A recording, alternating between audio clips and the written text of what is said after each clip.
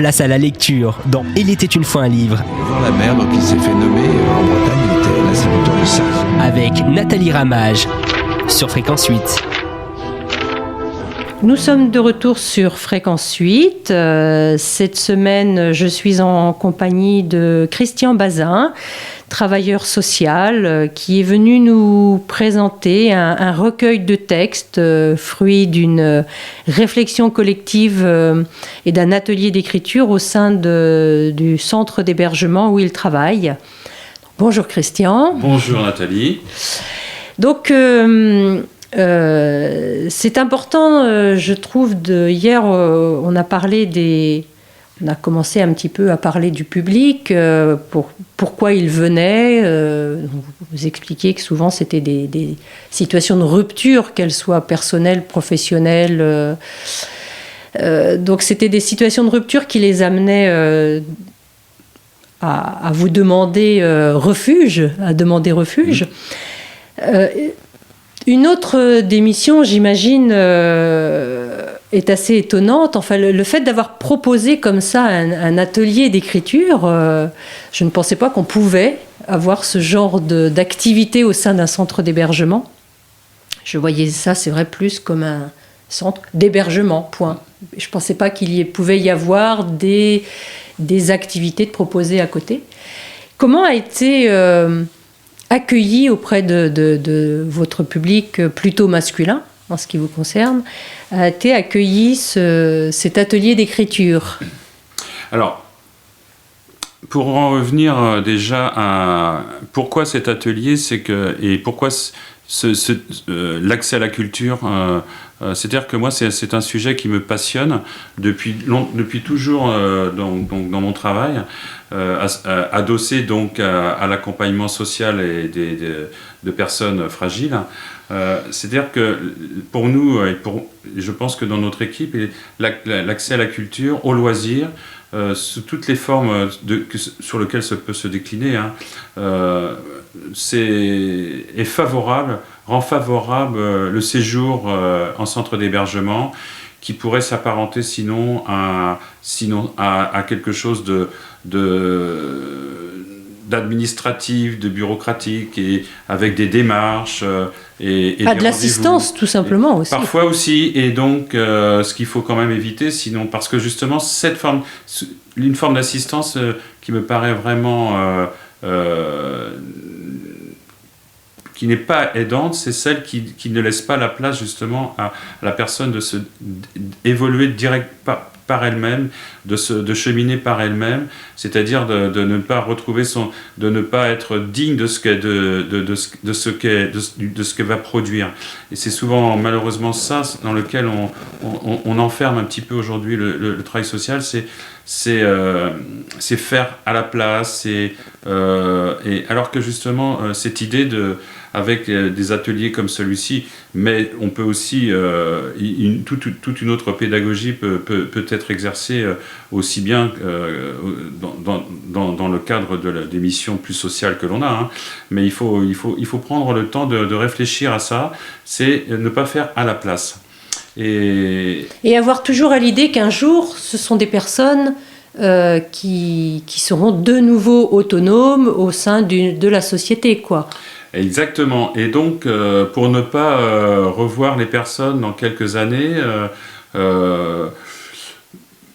ou les revoir, mais peut-être dans une autre situation, peut-être pas aussi en grande difficulté, mais donc c'est bien ça, c'est de leur donner l'outillage pour que le jour où eux-mêmes seront face à leur propre difficultés, à leur propre... il faudra qu'ils choisissent eux-mêmes leur projet, comment dans ce dédale, dans ce labyrinthe social, et bien qu'ils soient en capacité d'elles-mêmes de le faire. Et évidemment, maintenant, de la coupe aux lèvres, il y a un grand espace, c'est-à-dire que de l'idée de le faire et à l'action qui sera réalisée, il y a un grand pas. Oui, parce que c'est pas toujours forcément un public qui est familier de la culture et qui est à l'aise avec la culture, quoi. Voilà. La culture sous toutes ses formes, bien évidemment. Voilà. Alors, je dirais, Nathalie, que pour parler de... on commence à réfléchir à ce terme de la culture, on risque de passer beaucoup de temps. Et moi, j'en resterai surtout à une valeur de la culture, une valeur de l'artistique, finalement, c'est celle de la beauté.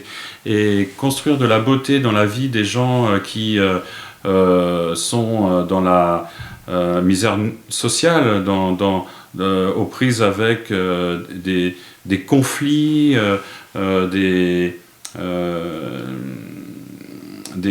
moments insupportables, avec des addictions, avec des maladies qui parfois génèrent encore de plus graves soucis sur le plan social. Remettre de la beauté dans cette vie m'apparaît quand même peut, à mon sens, aider. Redonner espoir et d'une vie meilleure, quoi. Voilà. Et à un moment donné, il faut vraiment que ça se déclenche. Et donc, mon travail consiste non seulement à mettre ça en place, mais à l'affirmer et à le proposer jusqu'à même jusqu'au moment même où on se dise mais à quoi ça sert.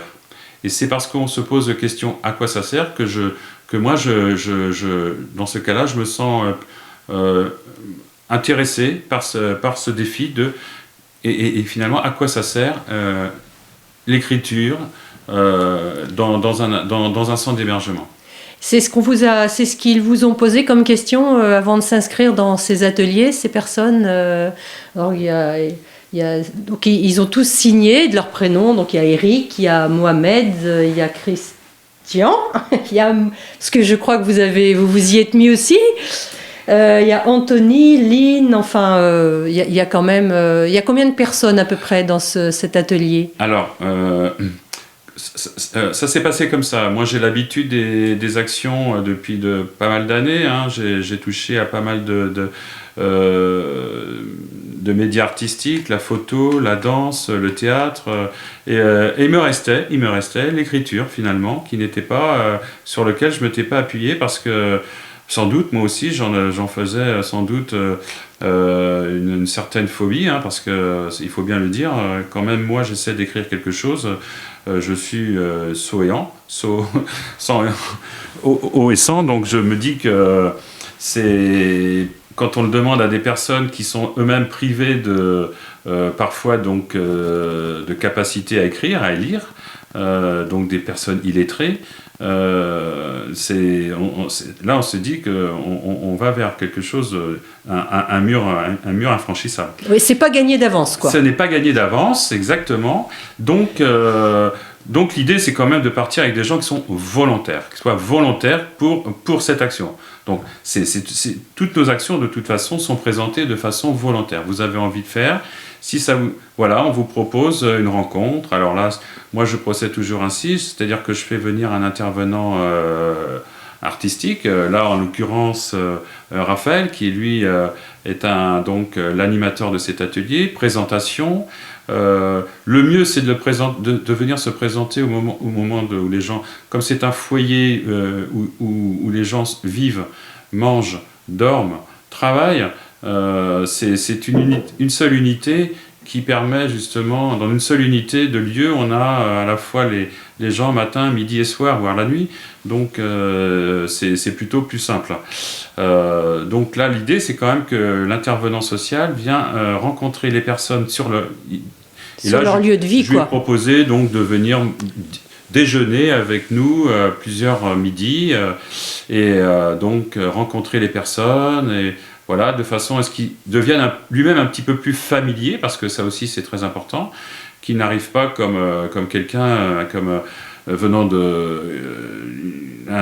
parce que je veux dire, l'autre fait peur, et notamment dans ce centre d'hébergement. Donc, je ne l'ai pas dit, il y a à peu près 50 personnes qui sont résidents et qui viennent, donc, qui sont tous il y a beaucoup de cultures différentes, il y a des gens issus de l'immigration, il y a des gens qui sont d'anciens voyageurs, il y a des gens qui sont plus jeunes, qui sont... tous les parcours il y a vraiment des typologies très très différentes, et on peut dire que même tout le monde est différent, tous sont différents les uns des autres, et donc de là essayer de faire un petit, comment dire, faire quelque chose de tout cela, c'est pas si simple. Et il y en a qui vous ont demandé, mais à quoi ça va servir ? Ben oui. À quoi ça sert d'écrire ?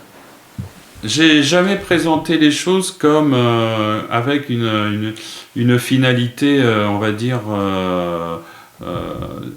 autre que esthétique, c'est-à-dire le plaisir, l'envie de coucher des mots sur un papier, sans avoir envie en ayant juste envie d'exprimer quelque chose. Et puis quand même aussi une fonction sociale de cet atelier, c'est-à-dire que ça soit en groupe, que ça soit ça crée collectif. aussi du lien entre les résidents, quoi.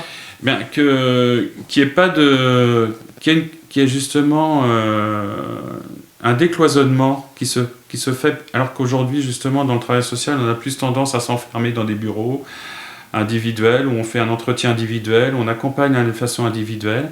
Et là, justement, dans ce type d'atelier, c'est aussi pour recréer du lien avec justement la capacité de regarder et là, justement, d'écrire et de lire ensuite son texte devant les autres. Et ça, c'est, à mon avis, le plus de ce type d'atelier d'écriture. Voilà. Oui, parce que ça doit pas être un exercice facile pour eux forcément, quoi. Ça l'est déjà pas pour quelqu'un qui est plus à l'aise avec la lecture, l'écriture, mais alors là d'autant plus, quoi, parce que c'est vrai que dans certains textes, il y a même un texte qui est écrit en tigrénien, je crois, tigrinya. C'est ça. Ouais. Qui est une langue originaire d'Érythrée. Et c'est vrai que c'est pas forcément évident, quoi. Ce texte, enfin, je trouve que c'est des beaux moments de partage que ces personnes nous ont offerts.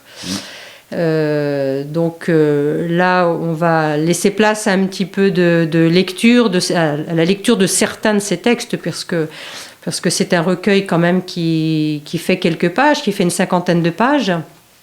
Donc le but est bien évidemment de donner un petit peu à voir ce qui peut être dit et écrit. Et nous, on se retrouve demain pour la suite de l'émission, puisque nous sommes mardi, que nous avons encore quelques jours à passer ensemble. Donc je vous dis à demain. À demain. Je suis, donc j'écris. On va parler de moi. Je suis née le 6 novembre 1969 à Argenteuil. J'ai grandi dans un grand quartier qui s'appelait la Cité des Indes. J'ai commencé à faire mes bêtises à l'âge de 8 ans. J'ai grandi avec mon copain Victor et son frère José, des Portugais. On a créé des liens. Ils m'ont appris à faire de la mécanique, à démonter des vélos, des bécanes. Ils m'ont tout appris. Ça ne nous a pas empêchés de faire des bêtises, comme voler des cerises ou des pommes, des salades. Ça dépendait des jours. Victor a eu sa voiture en premier. Grâce à lui, on montait à Paris le soir. On pouvait être à 4 à partir en soirée. Il y a eu des émeutes dans mon quartier. Ce jour-là, j'ai perdu un ami. Ça a déclenché beaucoup d'émeutes, de feux, de cocktails Molotov. Ça a duré 3 jours. J'ai trouvé une formation. Le projet était de faire 9000 km en camion. On devait aller en Ouzbékistan, un pays à 2 jours de la Chine en passant par les montagnes. Nous sommes passés par la route de la soie, Nous faisions les vieux caravansérails. On travaillait là-bas pour de l'aide humanitaire. Nous apportions des médicaments, du matériel, des habits. Ils nous ont accueillis comme des rois. Nous avons été invités à l'université, chez eux, à un mariage. C'étaient des gens très chaleureux. J'ai fait la connaissance de mon voisin. Sa femme était couturière. Elle a fait des robes pour mes 4 sœurs. Son mari tenait un magasin. J'étais invitée régulièrement à manger chez eux. Ils voulaient qu'on leur parle de Paris, de la Tour Eiffel, des Champs-Élysées. Pour aller en Ouzbékistan, nous avons traversé 12 pays. C'est un pays à découvrir. Mohamed C. Je pense aux personnes à qui j'ai fait du mal, que j'ai pu décevoir par mes actes. Je pense à cette personne qui m'a fait tant de peine et pour qui j'ai encore tant de haine aujourd'hui et que j'imagine morte. Je pense à ces personnes qui m'ont dit « Tu n'y arriveras jamais dans ta vie professionnelle ». Pour le moment, elles ont raison, mais je n'ai pas dit mon dernier mot.